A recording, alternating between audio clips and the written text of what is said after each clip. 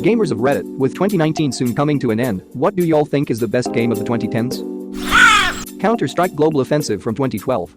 I was a huge fan of 1.6. I'm nowhere near as much of an OG as you, but it is definitely in my top 3 games. Surprised I've seen no one but you choose it. CS doesn't get enough credit to all the FPS out there. It still has some of the best maps compared to the modern FPS games.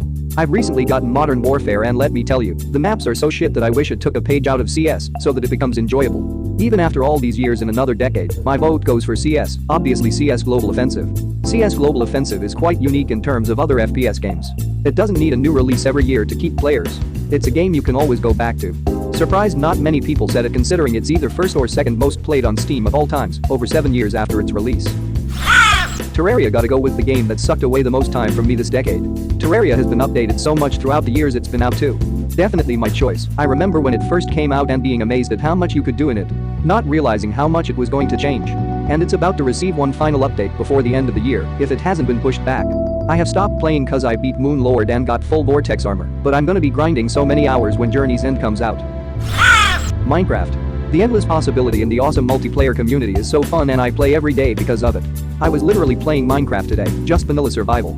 As I was mining cutting trees getting ready to expand my house, the soundtrack comes on, and it gives such a peaceful, nostalgic vibe I absolutely love. Whereas at the same time there's always danger, creepers, zombies, skeletons, spiders that spawn throughout the night. It adds a lot to the game, that extremely stressful feeling when you're deep in a cave full of hostile monsters, you're low on health, you have too many diamonds to lose, and you gotta do your best to get out of the cave alive. It's so much fun. But those peaceful moments like I mentioned earlier when you're just cutting down a tree, or looking for clear land to build your house, farming or even just sightseeing, and that wonderful soundtrack comes on at just the right time. It always tells me that there's something really special about Minecraft. And then there are times when you're just cutting trees, and suddenly that stupid sound plays that would always make me shit my pants. For the city building game Cities Skylines redefined the genre. I was super interested in SimCity, but the reviews and issues with the servers killed it for me. I then heard about Cities and instantly fell in love with it. It's a great game, and with all the expansions it has really grown as a game. I have way too many hours on that game, or maybe not enough. People have literally stared at me in disbelief after learning how many hours I have played this. But that's 57 days straight. That's 1368 hours if anyone was wondering. That's about my Rocket League hours. Red Dead 2 was my favorite personally. First game that truly caused an addiction for me. Same dude. I had a few months off uni and managed to platinum by March. I'm talking 9 to 10 hours just playing dominoes or just camping for a perfect robin. Oh, the robins. For me it's the first game I consistently played through to the end and ranked over 50 hours. Usually if a game hooks me for more than 20 it's impressive, but 80 is incredible. In fact, I'd say even more than that, since the epilogue is like 10 hours long, and then I started a new save and played that until online came out, and while it wasn't as good as I hoped, me and the boys still logged at least 15 hours in. My personal favorite was Battlefield Bad Company 2. Before I got my Xbox One, I would play the hell out of Bad Company 2 on my 360. The game was just so much fun to play with my buddies, and I loved the characters in the campaign. The first game was good, but the second was still more advanced, so I played it more. I got my Xbox One and I still play it to this day. Not really online anymore because it's impossible to find anyone who still plays it. Not my top game overall, but favorite online multiplayer experience of the decade. We'll never forget popping smoke grenades all over the objective in Rush. Planting C4 all over a building, then watching them flood out before it collapses. I really wish they'd remake this game. Hours of my life were spent on Rush and Conquest on BFBC 2. Some of the best hours of my life for sure. Portal 2. Hands down. Oh, in case you get covered in that repulsion gel, here's some advice the lab boys gave me. Do not get covered in the repulsion gel. We haven't entirely nailed down what element it is yet, but I'll tell you this. It's a lively one, and it does not like the human skeleton. I see a lot of things through rose-tinted glasses, but that game is actually funnier than I remember. The dialogue is clever and full of dry humor. Not to mention the delivery of the voice acting, especially J.K. Simmons as Cave Johnson. Subnautica. Best single-player experience I've ever had. Beautifully terrifying game. Agreed. It was an actual experience. The sense of accomplishment I had when I finished that game was terrific. Yeah, I literally can't play it. I tried to conquer my anxiety in the game by swimming like 1,500 feet out in one direction on the surface while looking up, so I couldn't see anything. I got all the way out there, looked down, and all I saw was abyss. So that's fun, not doing that again. You can enable cheats to make it where you are invisible and do not take damage. Rocket League. Rocket League has shown me a side of gaming I never knew existed. I strictly played single-player story-driven games growing up and was never interested in online multiplayer. Now I literally only play Rocket League. Can't even get through new releases of my favorite single-player games, cause Rocket League just brings something to the table that other games can't. It's overstated at this point, but it really does feel like a sport. I like to compare it to golf. Its skill ceiling is remarkably high, and the more I play it, the more I simultaneously love it and hate it. In all seriousness, the 5-minute matches are the perfect amount of time to feel like you just experienced an amazing game. It's truly incredible. Great comparison. These are two of my favorite activities. Europa Universalis 4 is the one I've probably spent the most hours playing. May your 666 heir never die in a tragic hunting accident, good sir? And may your game always mysteriously crash if they do. EU4 is a strange one. It's complex and not very easy to understand. But goddamn, it's enjoyable. In my humble opinion.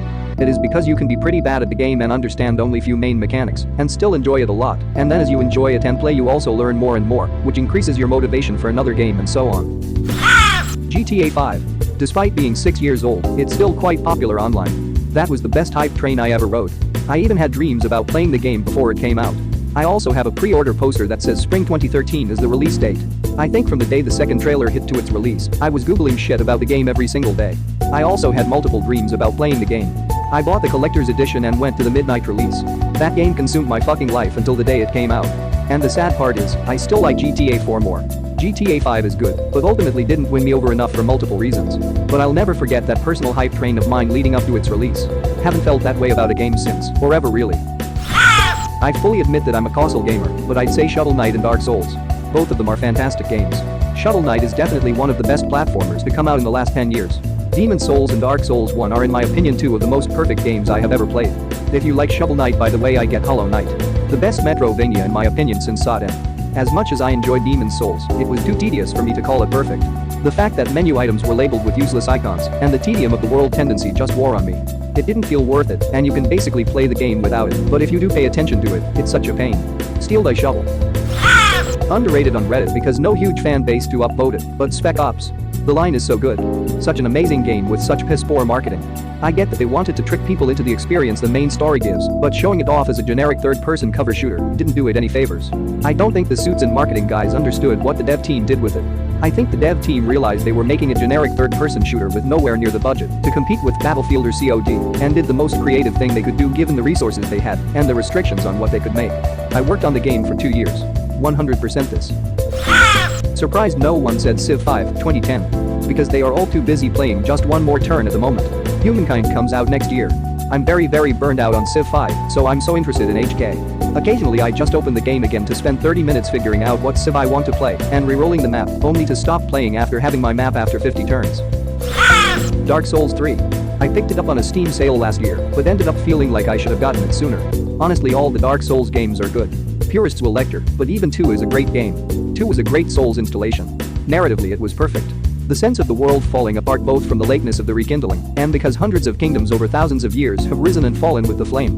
I see the Souls games as the first being the start, the second being the middle of a huge series of repetitions, and the third being a final end to the cycle. People who don't like 2 usually missed a huge amount of nuance present in the storytelling, even for a Souls game. For me, Mass Effect 2. Garrus has yet to be topped for a male NPC in my opinion. Garrus is my bro. I take him on almost every mission. I would take him on more missions. But he's always so busy with those calibrations. I fucking loved it when Legion tries to call him out on it, saying there's only so much calibrating can help, so Garrus calibrates it just slightly better than Legion says is possible. Wait, how do you make that exchange happen? Never seen that before. Fallout New Vegas. Crazy to think it came out nearly 10 years ago. The replayability is amazing, and I'm so happy Obsidian made the Outer Worlds. Edit. Holy shit, I did not expect this to blow up. This is my first time experiencing this, lol. Also thank you whoever gave me gold. I tried it twice on PS3, but it corrupted each time at level 25. Gonna get a PC, so I can finally play it, cause I love the time I put in that I could play. It's an amazing game after you get past the bugs and glitches. They only had 18 months to make the game, but just imagine if they had actual time. Actual time gives us the Outer Worlds. Maybe not for the broader audience, but for the indie strategy one, Rim World would probably rank pretty high. Amazing game. Glad someone listed it. I could never really get into it. What am I missing? Psychopathic tendencies. 8 without table -3. Skyrim and Minecraft defined the decade in my opinion. Maybe not the most fun or most popular, but the most influential for sure. My personal favorite game was The Witcher 3 though. Edit. Yes, Minecraft is the most popular. Sorry, brain fart. Not the most popular? I think he meant that they might be controversial. Skyrim because of its frequent re-releases and lack of much else good coming out of the company. Minecraft because, well, kids love it, and that can get a little annoying. Only thing I can think of considering they're both great games that robbed me of many hours. Maybe not the most fun. Then again, maybe he's biased. Stardew Valley. Such a chill game. So I heard a lot about Stardew Valley. Checked its Steam page multiple times. Didn't stand out much to me, although I've played Harvest Moon if it compares. What am I missing? Or why would you say it's a chill game? Really wanted someone to tell me more about it from first-hand experience. I'd think of it as everything you loved about Harvest Moon except more of it. And more freedom too. Download it and prepare to lose the rest of 2019. Skate 3. I don't even want to admit how many hours of my life have been put into that game. Not enough. Still salty for not getting the platinum trophy because I couldn't get an online trophy because the online community was dead. Yeah, I have the same problem right now with both Skate 2 and Skate 3. Hollow Knight. Currently in the middle of that game, but don't spoil it please. It is really good. Sorry but I have to spoil it. Bugs. Just filled with bugs. It's an extremely buggy game. I hate that one bug enemy in Hollow Knight. You know, the one with the white mask on its head? I rarely see another person who has heard of or played the beginner's guide. I just recently replayed it. Every time I do it brings me a heavy feeling that sits with me for a while. I love it. And, of course, the Stanley Parable is phenomenal. Can't wait for the new one to come out. TVG is one of the best uses of the unreliable narrator trope. And I totally understand that heavy feeling. The ending evokes a profound sadness. So good. People always made fun of me for liking walking simulators, but honestly very few other games end up provoking such strong feelings.